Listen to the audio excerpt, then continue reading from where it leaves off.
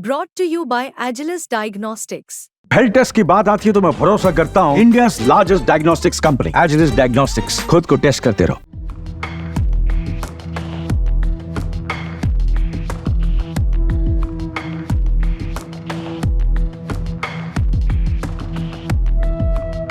दुनिया में भारत का कोई सबसे पक्का यार है तो वो है रूस, क्योंकि रूस भारत को न सिर्फ हथियार देता है बल्कि वक्त वक्त पर यह एहसास दिलाता है कि दुनिया भले इधर से उधर हो जाए लेकिन रूस हमेशा भारत के साथ खड़ा है।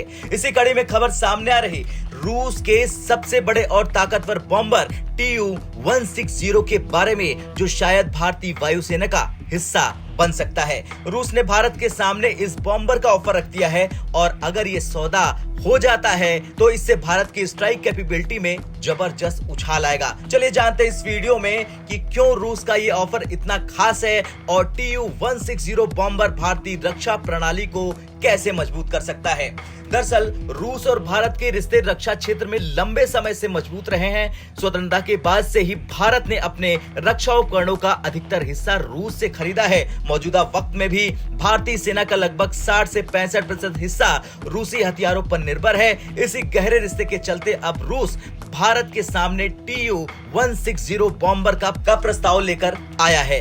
ये विमान 177.6 फीट लंबा है। इसका विंग स्पैन 182.9 फीट है, ऊंचाई 43 फीट है। खाली प्लेन का वजन 1.10 लाख किलोग्राम है, जबकि टेक ऑफ के समय अधिकतम वजन 2.75 लाख किलोग्राम तक पहुंच जाता है।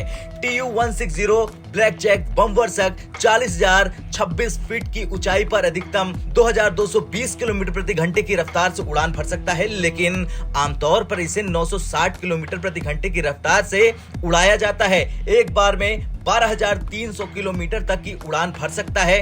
युद्ध के समय इसकी कॉम्बैक्ट रेंज 2000 किलोमीटर होती है, जिसे सबसोनिक गति में बढ़ाकर 7,300 किलोमीटर किया जा सकता है। यह अधिकतम 52,000 फीट की ऊंचाई तक उड़ सकता है।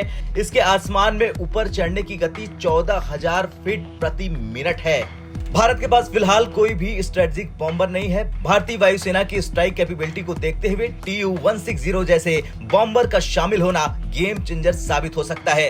इससे न केवल चीन और पाकिस्तान खिलाफ स्ट्राइक क्षमता भारत की बढ़ेगी, बल्कि वेस्टर्न देशों के मुकाबले में भी भारत अपनी स्थिति मजबूत कर सकता है। लगभग 2 दशक पहले रूस ने भारत को Tu-22 बॉम्बर ऑफर किया था, लेकिन भारत ने इसे लागत और अन्य मुद्दों के कारण अस्वीकार कर दिया था।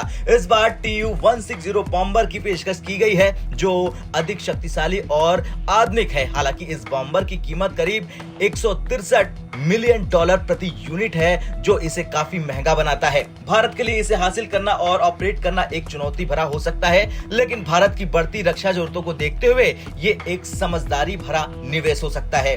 खैर, Tu-160 बॉम्बर के प्रस्ताव से भारतीय रक्षा क्षेत्र में एक नई उम्मीद जगी है। ये एक बड़ा और महत्वपूर्ण फैसला हो सकता है, जो भारत की स्ट्राइक कैपेबिलिटी को नई ऊंचाइयों तक ले जा सकता है। आपको क्या लगता है, क्या भारत को Tu-160 बॉम्बर का ये ऑफर स्वीकार करना चाहिए? हाँ या ना में जरूर बताएं। ब्यूरो रिपोर्ट, भारत तक।